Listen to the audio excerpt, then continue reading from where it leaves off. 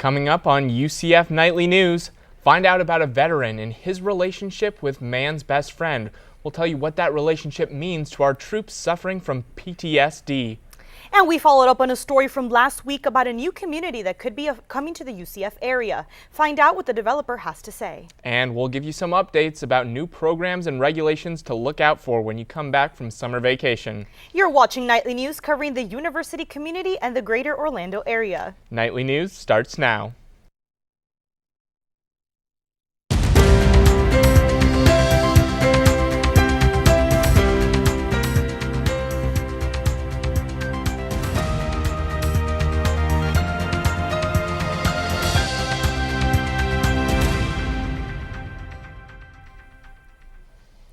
Good afternoon and welcome to Nightly News. I'm Robert Sutton. And I'm Vanessa Rodriguez. Today is Friday, April 24th. Stress is something that can impact everyone, but for some it can be overwhelming. Nightly News reporter Jack Ebel tells the story of a match made in heaven between a veteran and his four-legged friend. There is a magic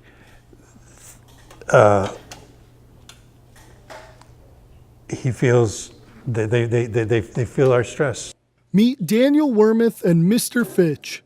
Daniel is a Navy veteran who served during the Vietnam War, and Mr. Fitch is his partner. Mr. Fitch helps Daniel with his post-traumatic stress disorder, or PTSD, among other challenges, and Daniel says his companion helps keep his mind at ease. With PTSD also comes nightmares, and what Mr. Fitch does is when he knows I'm in a nightmare situation, he licks me on my face and wakes me up, brings me out of the nightmare, and then cuddles up with me and calms me down. Positive Action works to train service dogs to help the specific needs of individuals, ranging from children with autism to returning veterans. Desiree Dalrymple, one of the head trainers with Positive Action, says they look for the perfect people-puppy match. If we have a dog already trained, we put 2 and 2 together if they seem like a good match, and we have them play with them, see how they are together, and then if that's not a match, we go on to the next dog, or we get a new puppy. As a puppy, Mr. Fitch was abused and suffered injuries, including several broken ribs and limbs. Daniel says he was almost put down, and he also says Mr. Fitch's past makes them made for each other. He has his own nightmares, which I think is why we buddy up so well together.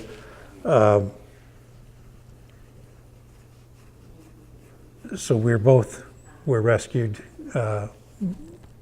by Positive Action. Daniel says many of his friends with service dogs wouldn't be here today without their furry friends, and he is convinced he is just as lucky. I wouldn't be here still today if it wasn't for Mr. Fitch. There's no doubt in my mind. Right. I'm here with Big Matt. Matt is named after Sergeant Matthew Thomas, who died of an accidental overdose of prescription for PTSD. He's a 4-month-old puppy. He's training with Positive Action right now, and one day he hopes to be someone's Mr. Fitch. Back to you, Robert and Vanessa.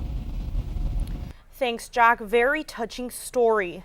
But this week, documents were uncovered pointing to an internal investigation into the travel affairs of Dr. Robert Chandler. According to documents from university auditors, the former Nicholson School director was double-dipping into travel accounts. He allegedly accepted money from third parties for trips the university also reimbursed him for. Dr. Chandler denies the allegations. Nightly News spoke to acting director Dr. Arlene Chase about what this could mean moving forward. He says the Nicholson School expects to have a new director in place over the course of the next academic year. He also says the downtown expansion is moving forward in a normal way. And now Nightly News reporter Chad Irwin joins us in the studio with an update on what's going on in the Florida legislature. Chad? Thanks, Vanessa. Well, a bill to combat internet piracy passed in the Florida Senate on Wednesday. The bill would require websites that distribute commercial movies and music online to identify their owners. The legislation now heads to the House for a vote. And a bill that would place a 24-hour wait period on abortions passed in the Florida House this week. Lawmakers voted 77 to 41, with most Republicans in support and Democrats opposed. The bill is expected to pass in the Republican majority Senate, and if Governor Rick Scott signs it into law, Florida would join 24 other states that require women to wait at least 24 hours before getting an abortion. And the Florida Senate also passed legislation protecting underage victims of sexual assault.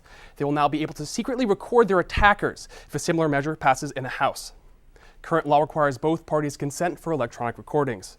That's what's going on in the Florida legislature. You can count on Nightly News to update you as these bills make it through the governor's office. Vanessa? Thanks, Chad. This past Wednesday, the nation celebrated Earth Day and explored what we can do to help our planet. But when it comes to millennials turning away from cars as transportation, research says otherwise. Bloomberg Business says millennials accounted for 27% of car sales in the U.S., up from 18% in 2010. Millennials also raced past Generation X as the second largest group to buy new cars, trailing only their baby boomer parents. Downtown Orlando got a little greener for Earth Day this week. The event coincides with the rebranding of the city's bike share program. That's right, and it's all part of an effort to encourage people to leave their cars at home. I went to the One Less Car, One More Park event this week to find out more. Parking along Rosalind Avenue was a little hard to find on Earth Day. Spaces were transformed by local artists and businesses alike. There was music, local food, and even some fitness tips. The One Less Car, One More Park event is meant to promote alternative forms of transportation. City officials say the event is a creative way to reimagine urban spaces in the city. This is a way to create these spaces that are purposed for parking cars into something else that we would find more attractive and enjoyable and make definitely a better and livable city. Representatives from Lynx and Sunrail were out to promote public transportation, but the city bike share program was front and center. Orlando Bike Share changed its name this week to Juice Bike Share, with orange bikes to match. Sarah El-Badri is marketing director for the program. It's managed by the same company. It's all the same great things, the same great technology on the bike, but we wanted to make it a regional program, really celebrating Central Florida as a whole, and we'll be expanding outward from the city of Orlando into different cities. There are currently 200 bikes at 20 different stations in Orlando, but with hopes to expand to at least 500 bikes in coming years, alternatives to cars are becoming more and more available. And that rebranding of Orlando Bike Share also means new rates. Renting a bike now costs $6 per hour or $30 for a month of use. And later on during Night Chat, Natalie Pellicetti and Tom Ebel will have more stories about Orlando's growing green lifestyle. You know, Rob, I always try to do my little part. I never litter. I always recycle. What do you do? It's those little things that add up. You know, you don't have to go out and plant a tree every day. I tell you, I really enjoyed seeing the businesses and artists in the community coming out and showing what they do to get a little more green at the event this week. Speaking of which, it was hot out there. It's been hot all week. Exactly, and hopefully it'll be a little nicer this weekend. I hope so. Let's see. De'Ara Bradley is live outside the studio with an update on our current conditions. De'Ara, how's it looking out there? Yes, as you can see, it's beautiful outside. It's currently 83 degrees. Today we have a high of 85 and a low of 69.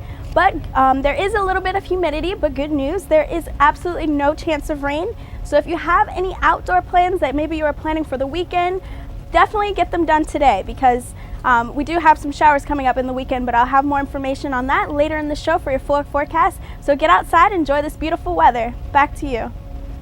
Thanks, De'Ara. Well, still ahead on Nightly News. We'll tell you about a new program opening doors for students with intellectual disabilities. Coming up next, find out what developers plan to do with this 1,200 acres right here off of Colonial Drive. Those stories and more. Stay with us.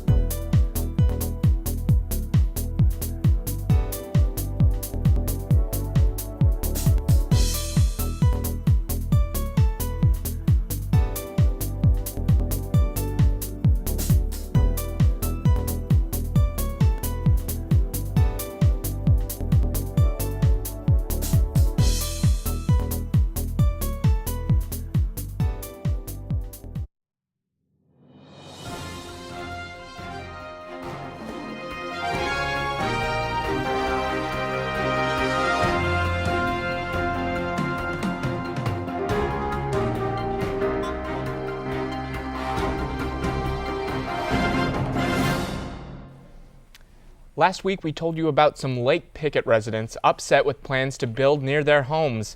Well, today we'll show you the plans for one of those proposed developments. Reporter Chad Irwin tells us how this new community is trying to fit in with the rural lifestyle. Just past the 408 on East Colonial Drive and South Tanner Road, developers plan to put a very unique property. You've got your hedgerows, you've got a farm-to-table restaurant. It's called an agrihood, but what exactly does that mean? The proposed 1,200-acre community hopes to provide a one-of-a-kind experience. It will have a 9-acre revenue-generating farm, nearly 20 acres of community gardens, and a 2-mile edible landscape trail, where bikers and joggers are encouraged to snack on the surrounding vegetation. And while current Lake Pickett residents are concerned about the amount of houses this development will bring, developer Dwight Sothoff believes his idea will fit into the rural lifestyle. So what we try to do is on new projects, try to make sure that the theme of the community and the design of the community blends in as much as it can. While the community sounds nice, what would it bring to East Orange County besides thousands of homes?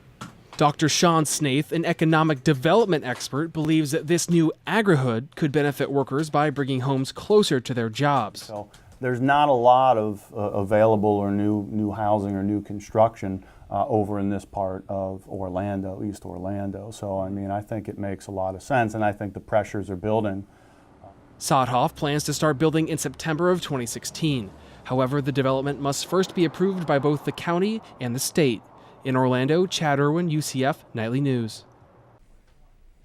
Lake Pickett South is one of 2 proposed developments east of the Econ. The other is Lake Pickett North, which was purchased by a Dallas real estate firm back in 2014. Last night, the SGA Senate elected its new leadership for the 2015-2016 academic term. The Student Senate elected Megan Kircher to succeed Kate Sona as the Speaker of the Senate, and Alana Folk to succeed Sarah Gomez as the President pro tempore. The Senate manages an $18.9 million budget made up of student fees. 61 student senators across all colleges make up the governing body. The Speaker and the President pro tempore chair those Senate meetings. One change coming to campus next fall, UCF will launch its first inclusive education program. Nightly News reporter Maria Laporta looked into what that means for intellectually disabled students. Going to college is one option that most students look at when they graduate high school.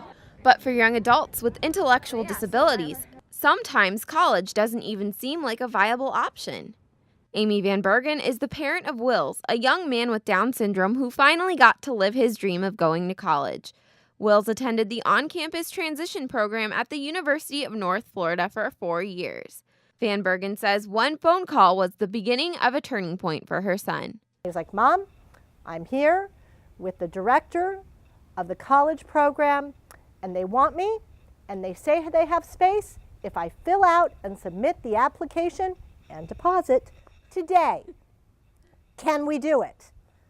And I said, holy cow, yes, I think. Now UCF will be giving students like Wills a chance to see their dreams become reality. This fall, UCF will welcome 5 students with various intellectual disabilities.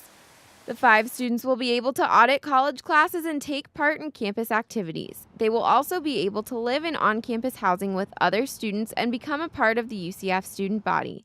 Van Bergen says she was amazed by the skill sets Wills learned on his journey. You know, I could not have imagined Wills as a high school student navigating all that he had to navigate in the college experience. Van Bergen encourages other parents to look into post-secondary options like the inclusive education program that would work for their children depending on their needs. In Orlando, Maria Laporto, UCF Nightly News. The application for potential students is open now through May 8th on the Inclusive Education Department website. And you can find a link to that application on our website at nightlynews.ucf.edu. Man, fantastic story. And you know, higher education is the kind of thing that everyone should be able to take advantage of. Absolutely, Rob, I agree. Definitely. When we come back, Nightly News reporter Melissa Murray has headlines from around the country. And De'Ara Bradley has your full forecast. She'll tell you what you can expect for your finals week.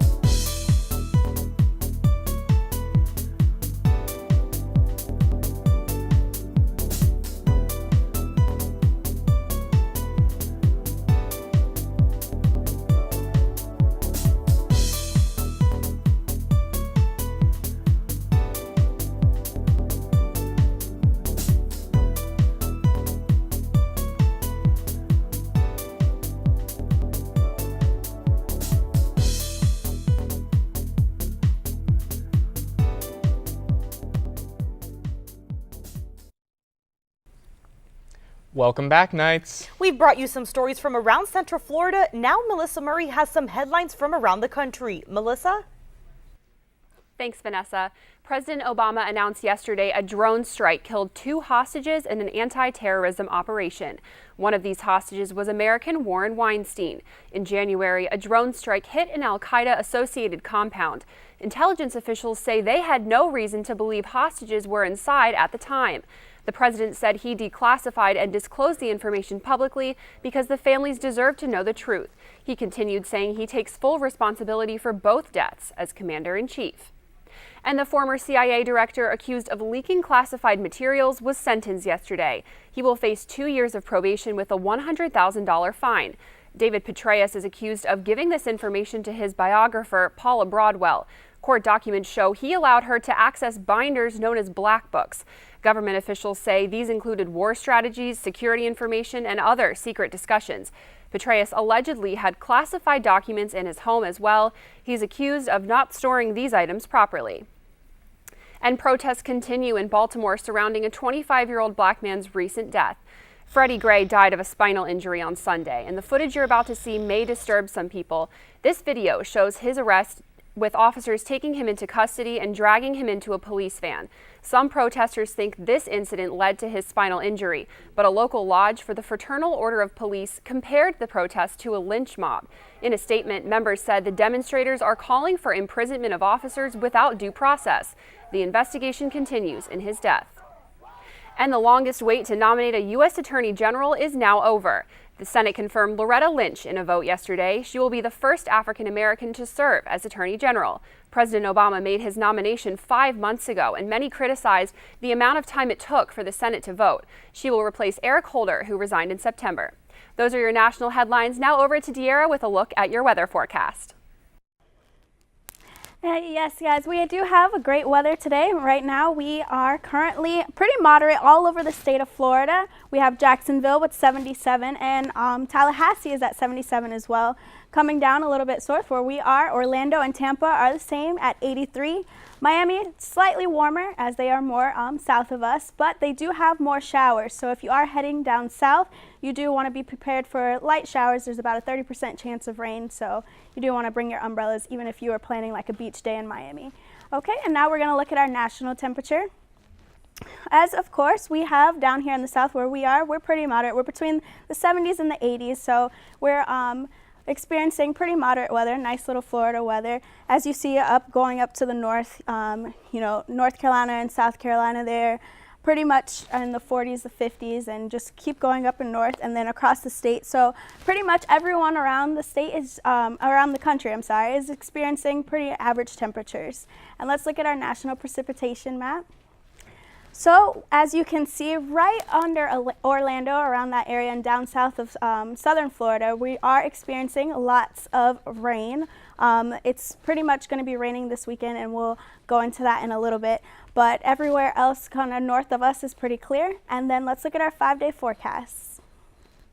Okay, so as you can see, we are at 86 degrees tomorrow for Saturday, and then if you're looking around throughout the weekend, there's going to be more chance of rain. So if you are planning for your studying, you might as well just be able to stay in the house because you might as well just stay in the house because you will have plenty of time to just be able to study and be able to focus on your books. No need to go outside. All right, thanks you. Back to Vanessa and Rob. Thanks, De'Ara. Man, all that rain, plans are shot. Rob, I was going to go to the beach this weekend, but now I'll have to stay home. You know what? A nice night inside could be great. Exactly. Get a good book, you know? Well, make sure you stick around. Jasmine Hankerson will have our full UCF sports update. And we'll take a peek at what's coming up on UCF Night Chat.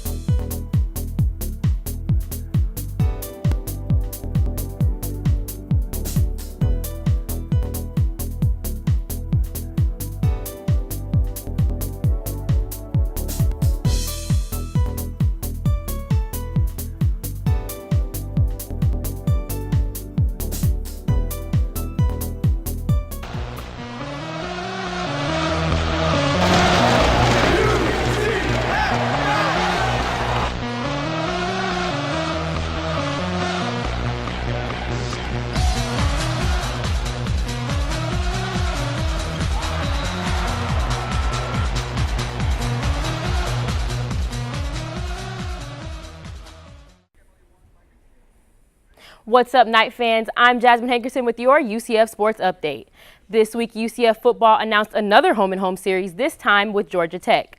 The Knights and the Yellow Jackets will play at UCF in September 2017 and at Georgia Tech in September 2020. Now, UCF is 0-3 against Georgia Tech, which it played between 1996 and 2000. And here's a UCF tie. Guess who was coach of that Yellow Jacket team at the time? UCF's very own head coach, George O'Leary. Small world we live in. And yesterday, the UCF football players and coaches squared off against each other for a little friendly softball game. But before that, the players actually played against each other. And I'll tell you one thing, some of those guys need to stick to the pigskin. Some of it was worth watching, but other parts, not so much. Look at that. And that. Yeah, they probably should stick to their day jobs. But quarterback Justin Holman did get a hit in, right in foul territory. Yeah, I couldn't even find it. They clowned him a little bit for that one. But former minor league player and now receiver for UCF, Jordan Akins, missed pretty badly this first time around, so the pressure was on his next time at bat.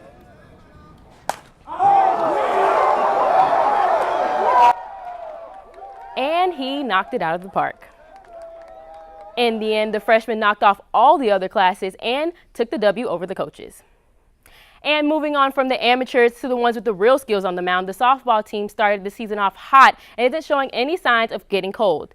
The squad earned its highest ranking in program history this week at number 19 in the USA Today poll. Right now, junior pitcher Shelby Turnier holds the top spot for the ERA in the country. She says being in this position is still unbelievable to her. I never thought in a million years that I would be at the top of the pitchers in our country or in the nation, and it's just crazy. I have to say that women in UCF sports are really on a roll because the women's golf team actually won the AAC title this week. And the team might have had a little bit of deja vu because they actually lost last season on the same course and won by one stroke. But because of that heartbreaker, the head coach, Emily Marin, says they were super focused on getting this one. We had 3 girls on the team this year that were there last year, and they really came motivated to win this year, and I think that's why we did it. They played with their passion and heart, and it was fun. And that's all we have for your UCF Sports Update. Coming up in our second half hour, we're going to have a little music for your ears, so stay tuned.